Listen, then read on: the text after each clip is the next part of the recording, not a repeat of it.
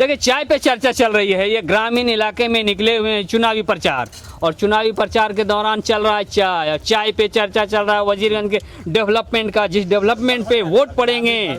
और चिंटू भैया के ऊर्जा को वोटरों ने ऊर्जान्वित कर रहे हैं।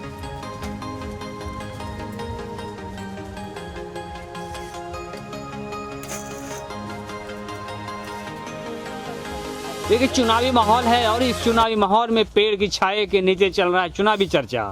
और इस चर्चा में बैठे हुए हैं युवा नेता वजीरगंज के दिलों के धड़कन चितरंजन कुमार चिंटू भैया, और अपने मतदाताओं को दिल जीतने के लिए वो गांव तो गांव जा रहे हैं, डोर टू डोर जा रहे हैं, और समीक्षा करते हुए वजीरगंज के विकास के लिए वोट मांगने चले हैं, जिससे वजीरगंज को विकसित बनाना है और चकाचक बनाना है। यही इनका लक्ष्य है। जिस लक्ष्य पे चिंटू भैया चल रहे हैं। अभी आप क्षेत्र भ्रमण में हैं, और क्षेत्र भ्रमण में क्या स्थिति लग रही है?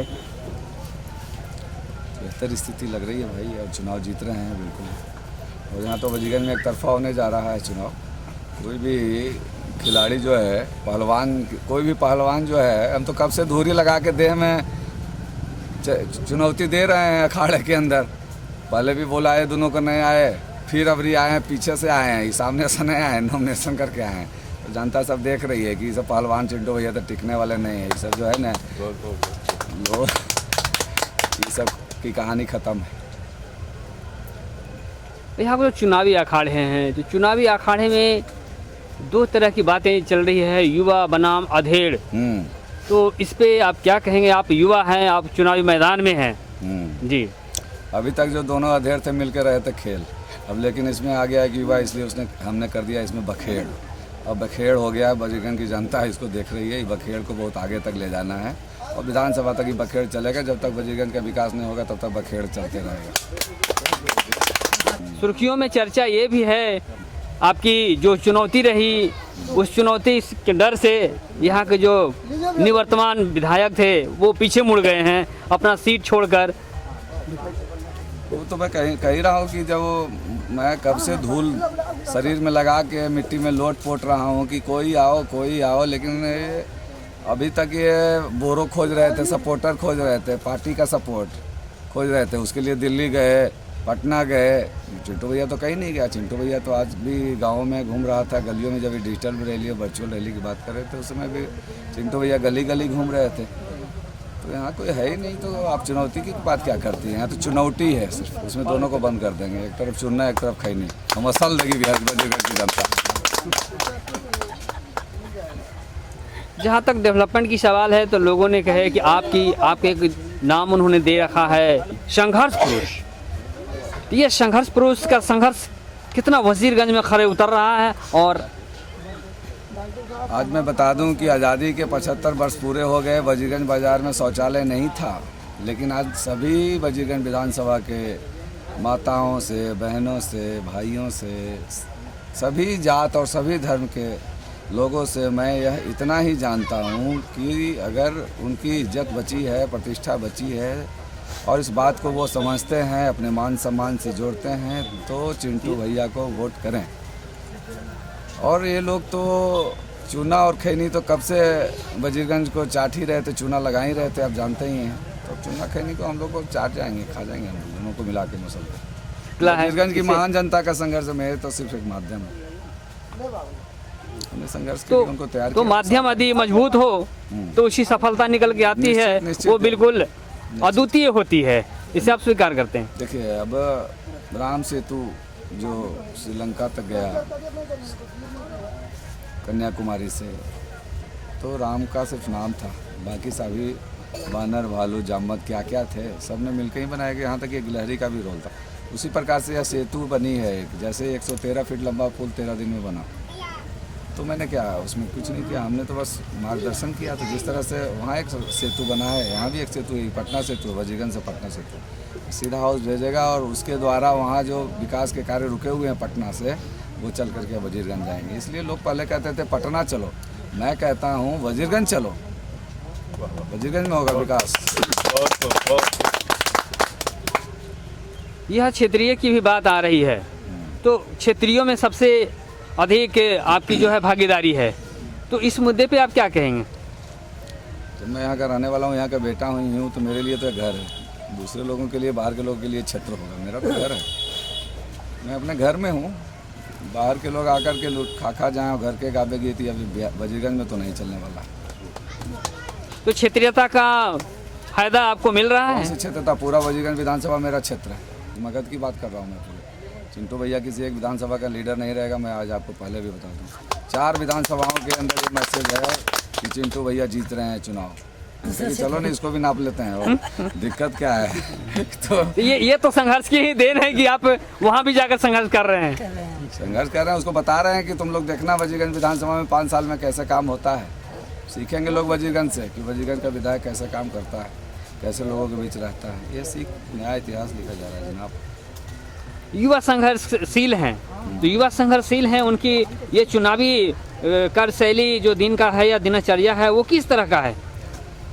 देखिए, सुबह उठते हैं और योगा वेगा करके अपना स्नान ध्यान करके जनता के बीच आ जाते हैं। फिर उसके बाद निकलते हैं क्षेत्र में, क्षेत्र से मिलते हुए लोगों की समस्याओं को सुनते हुए, जहाँ तक संभव है समाधान करते हुए फिर रात को 9, 10, 11 बज ही जाता है। चल रहा है, चलते रहता है संघर्ष में, तो मेहनत टाइम तो लगता है। इस दौर जो आपका खान पीन, रहन सहन, ये तमाम चीज़ों का जो है वो एक मजबूती तो प्रदान करता है, वो किस तरह से चल रहा है? खान पीन से ज़्यादा जो जनता का प्यार मिल रहा है ना, वही मेरे लिए भोजन है।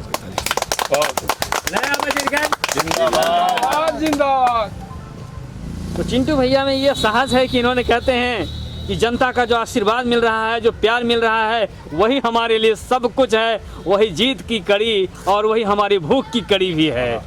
ये जो बड़ी बात इन्होंने कही है। अब इसे जनता के बीच में जो आशीर्वाद मिलेंगे वो जीत की मिलेगी। इसी उम्मीद के साथ चिंटू भैया अपने गांव गलियों डोर टू डोर जाकर अपनी जो लक्ष्य है उस लक्ष्य को हासिल करने में जुटे हुए हैं। इस लक्ष्य के विषय में आप क्या कहेंगे चिंटू भैया? लक्ष्य तो हर व्यक्ति को तय होना चाहिए, करना चाहिए। जब तक लक्ष्य नहीं रहेगा तो रास्ता कहाँ जा रहा है कैसे पता है? लक्ष्य तो दूरी तो तय करनी चाहिए। लक्ष्य के दौड़ में सभी लोग को रहना चाहिए, एक लक्ष्य बनाना चाहिए। मैं युवाओं से अभी अपील करता हूँ कि एक लक्ष्य बनाइए और उस लक्ष्य को पाने का हर संभव प्रयास जीवन में करिए, क्योंकि जीवन एक मार्ग है और मार्ग पर चलते रहना ही जीवन है। इसलिए जीवन को जीने के लिए मार्ग का होना जरूरी है और मार्ग तभी होगा जब लक्ष्य होगा। इसलिए लक्ष्य हमारा अगर विकास है तो विकास होगा और वो मार्ग बन रहा है। एक सबसे बड़ी बात है कि आपको जो चुनाव चिन्ह मिला है वो अंग्रेजी बाजा है, उसे तुरही बाजा भी कहा जाता है। तो इन तुरही बाजा को लेकर के जो आप शंखनाद करने चले हैं, वो शंखनाद से वजीरगंज जो है कितना अभी शंखनादित हुआ है? तुरही बजाओ जोरों से, वजीरगंज विधानसभा बचाओ चोरों से। इसलिए शंखनाद कर दिया है कि अब आप देखते होंगे कि शंख फूंकते हैं, तो उससे शंख फूंकने का या तुरही बाजा बजाने का या शंखनाद करने का मतलब होता है कि यह ध्वनि आपको उत्तेजित करती है कि आप तैयार हो जाइए। दुश्मन सामने चाहे कोई भी हो, वो आपके सामने नहीं टिकेगा। आप उनको चेतावनी देते हैं उस शंखनाद के मामले से बता करके कि भाई हम भी तैयार हैं, अब तुम तैयार हो जाओ। शंखनाद करने का मतलब ये है कि हम तैयार हैं, तुम्हारी तैयारी कैसी है, अब तुमको परखने का समय आ गया है, इसलिए तुम तैयार हो जाओ। इसीलिए शंखनाद हुआ है और तुरही बजेगा और वजीरगंज बचेगा। तुरही चुनाव छाप जो है, इसको लेकर अब क्या आमजनों को, मतदाताओं को क्या संदेश देना चाहेंगे? हमारा 5 नंबर पे मतदान बॉक्स, मतदान की जो मशीन ईवीएम मशीन है, उस पर नंबर 5 पे चुनाव चिन्ह है, वहाँ पे बाजा है। 5 पर है बाजा, चिंटू भैया है यहाँ की जनता के दिलों का राजा। जी, इसलिए तमाम वजीरगंज विधानसभा के माताओं, बहनों, युवाओं और सभी अभिभावकों, साथियों से मतदान की अपील करता हूँ। मतदान अवश्य करें, क्योंकि मतदान जब आप करते हैं उसी से विकास का मार्ग खुलता है। और अपना स्वयं विवेक से निर्णय लें, दलालों के चक्कर में न पड़ें, बिल्कुल अपने हित के बारे में सोच करके, अपने क्षेत्र के हित के बारे में सोच करके मतदान करें।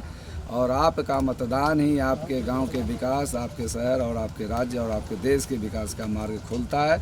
दूसरा कोई नेता नहीं खोल सकता। पहले आपको सहयोग करना होगा तभी आप विकास की बात कर सकते हैं, विकास की मांग कर सकते हैं।